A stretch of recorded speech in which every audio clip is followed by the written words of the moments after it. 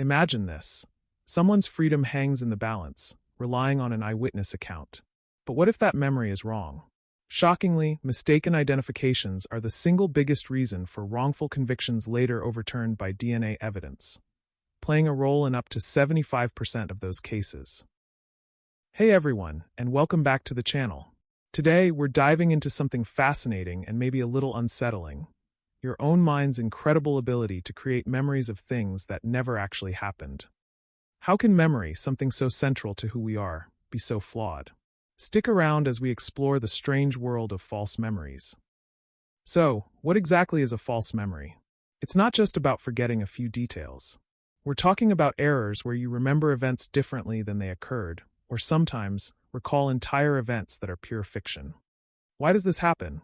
Because your memory isn't like a video camera perfectly recording the past. Think of it more like a dynamic editor, or maybe a storyteller. Cognitive scientists call memory a reconstructive process. When you remember something, your brain actively pulls together fragments of stored information. Crucially, it often fills in the gaps using your current knowledge, your beliefs, your expectations, maybe even stuff you heard later. This reconstruction is super useful for learning and adapting, but it's also the doorway through which errors, distortions, and false memories can sneak in. And these memory errors aren't just quirky brain glitches. They have serious real-world consequences. We already mentioned the devastating impact in the legal system. Factors like high stress during a crime, leading questions from police, "You saw the blue car, right?" or biased police lineups can easily twist what a witness genuinely believes they saw, sometimes leading to the conviction of an innocent person. And terrifyingly, how confident a witness feels often has little to do with how accurate their memory actually is. Beyond the courtroom, think back to the intense recovered memory debate, particularly in the 1990s.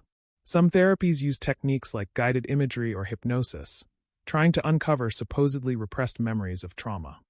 While the goal might have been healing, research showed these suggestive methods could inadvertently lead people to create vivid, detailed, and deeply believed, yet entirely false, memories of abuse, causing immense personal suffering and tearing families apart. It really highlighted how vulnerable our memories can be to suggestion. So, how does this happen on a practical level? What are the mechanisms behind false memory formation? It's usually a mix of factors: suggestion and misinformation. Remember the classic study by Elizabeth Loftus? People watched a video of a car accident. Later, if asked how fast the cars were going when they smashed into each other, they estimated higher speeds and were more likely to falsely remember seeing broken glass, compared to those asked if the cars hit. Just one suggestive word changed their memory. This is the misinformation effect. Imagination inflation. This one's wild. Simply imagining doing something, maybe picturing yourself watering the plants, actually increases your confidence that you did do it. The more vividly or frequently you imagine it, the more real it can feel. Your brain sometimes struggles to tag the memory as imagined versus experienced. Source monitoring errors. Our brains aren't always great at keeping track of where information came from. Did you read it online? Did your friend tell you? Did you dream it? Or did you actually experience it? A source monitoring error is when you misattribute the origin, like remembering something you imagined as part of a real event. It's like your brain's filing system puts information in the wrong folder. Gist over detail. Our minds are efficient, maybe too efficient sometimes. We often excel at remembering the overall meaning, the gist, of an experience, but lose the specific verbatim details. So, if you study a list of words like candy, sugar, honey, taste, you might strongly remember the gist of sweetness, and then falsely recall the word sweet being on the list, even if it wasn't. You remembered the meaning, not the exact words. Schemas, mental frameworks. We all have mental templates or schemas based on our past experiences. Like your schema for a classroom probably includes desks, a board, maybe books. Schemas help us process the world quickly, but they can also lead us to falsely remember things that fit the schema but weren't actually there.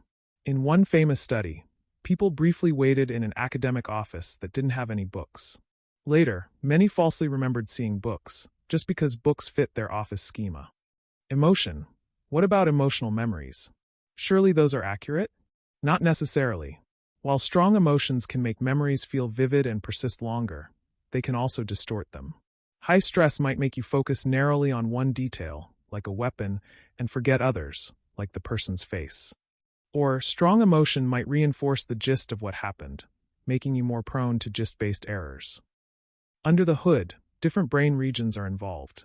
Areas deep inside, called the medial temporal lobes, including the hippocampus, are key for locking down specific details. The prefrontal cortex, right behind your forehead, acts like a monitor, trying to evaluate the memories being retrieved. False memories often involve less detailed signal from the hippocampus and more monitoring effort signal from the prefrontal cortex. Okay, maybe the most mind-bending demonstration of how easily false memories can be implanted is the famous Lost in the Mall study. Researchers worked with participants and their families. They gave participants booklets describing several real childhood events, confirmed by relatives.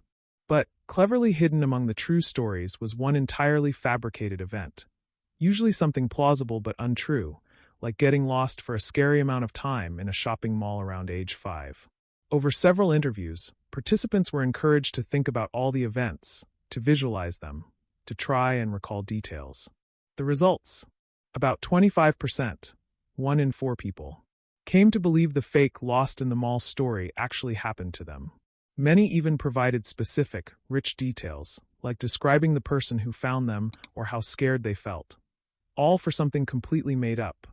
It's a powerful, almost chilling, example of how suggestion, imagination, and maybe a bit of family trust can weave together to create a deeply personal, yet totally false memory. So, what have we learned? The big takeaway is that memory is not a perfect recording device. It's a dynamic, reconstructive, and surprisingly malleable process. False memories aren't typically signs of a broken brain. They often arise from the normal, everyday ways our minds try to make sense of the world. Through things like misattributing sources, relying on the general meaning instead of specifics, using our existing knowledge to fill gaps, and being influenced by suggestion or our own imagination. And perhaps the most crucial point to remember: how confident you feel about a memory is not a reliable indicator of its accuracy. A memory can feel incredibly real, vivid, detailed, emotional, and be held with absolute certainty, and still be wrong. So, understanding this memory fallibility is crucial. It encourages us to be more critical consumers of information and invites a bit of humility about our own recollections. In fact, let's put your memory to the test right now, based on what you just watched. Quick memory challenge. Without rewinding, can you recall the exact percentage I mentioned of participants in the famous Lost in the Mall study who developed false memories? Got your answer? Think about how confident you feel. The correct answer I mentioned was around 25%. How did you do? Were you absolutely certain? Or did that specific number feel a bit fuzzy, even though you heard it just a few minutes ago? Maybe you remembered the story but not the exact statistic? That's your reconstructive memory kicking in, often great at capturing the main idea or gist, but sometimes shaky on the precise details. It shows just how easily specifics can fade or become distorted, even for information we just learned. What do you think about these quirks of memory? Let me know your thoughts and maybe how you did on the mini-test in the comments below. If you found this dive into the mind interesting, please give this video a thumbs up. It really helps the channel. And if you haven't already, consider subscribing and hitting that notification bell so you don't miss our future explorations into psychology, neuroscience, and the amazing human brain. Thanks so much for watching. Stay curious, and I'll see you in the next video.